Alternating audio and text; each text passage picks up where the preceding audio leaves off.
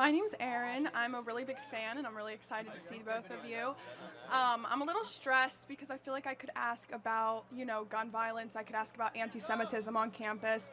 But I feel like with an opportunity like this, I would really appreciate some personal advice. I'm here at the University of Pittsburgh as a social work major, and I'm really passionate about it.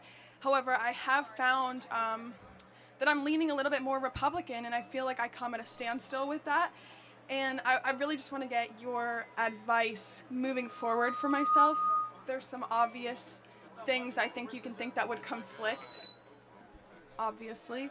I guess that's kind of my question. What advice do you have for me as a Republican aspiring social worker? What would conflict?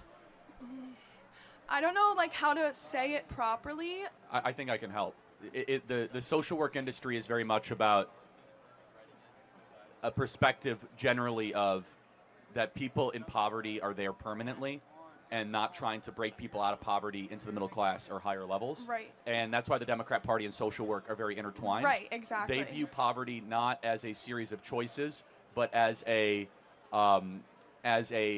station in life that is immovable, largely. Right. Is that fair to say? That is fair to say. That's why my personal focus is on the children in underprivileged communities, because I personally feel like they don't choose to be put in that position. But I'm having a little bit of a difficult time empathizing with the older generation of underprivileged, and not in every community, but I don't know how to not sound bad. I know you are great at not sounding bad when you say stuff, but I don't want to say something that'll get me in trouble. Well, here's one way to look at it. And Charlie, that was helpful, actually. The Great Society from Lyndon Johnson. It was a series of policies that were designed to help underprivileged communities. Right.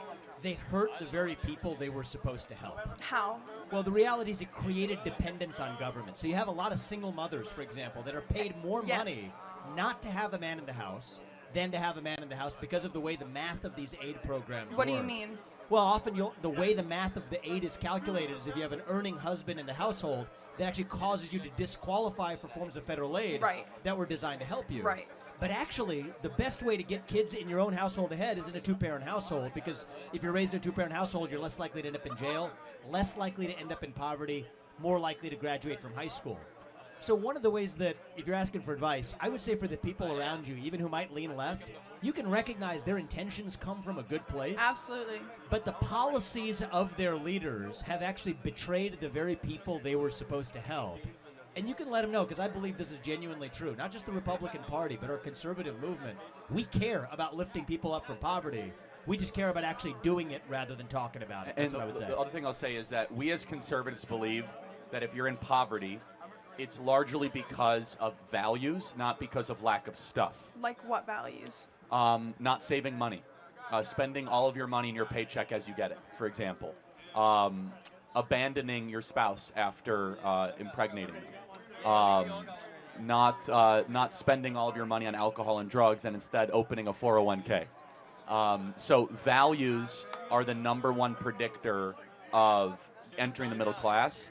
And there's a great book called Life at the Bottom. You should read it, by Theodore Dalrymple, who's a social worker in the United Kingdom. It's called Life at the Bottom, where he got into social work because he wanted to help people, and he realized it was not a lack of stuff. It wasn't lack of housing, lack of food stamps. It was that their value system was one that kept them poor.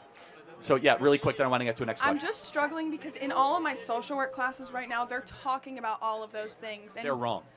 So what do I do? I'm trying to learn about what I want to do. I think you need to stay in social work because you're called to do it, but there's an amazing amount of literature from Thomas Sowell to Shelby Steele to Theodore Dalrymple that get down to actual root causes of poverty, which is not lack of stuff, but is worldview.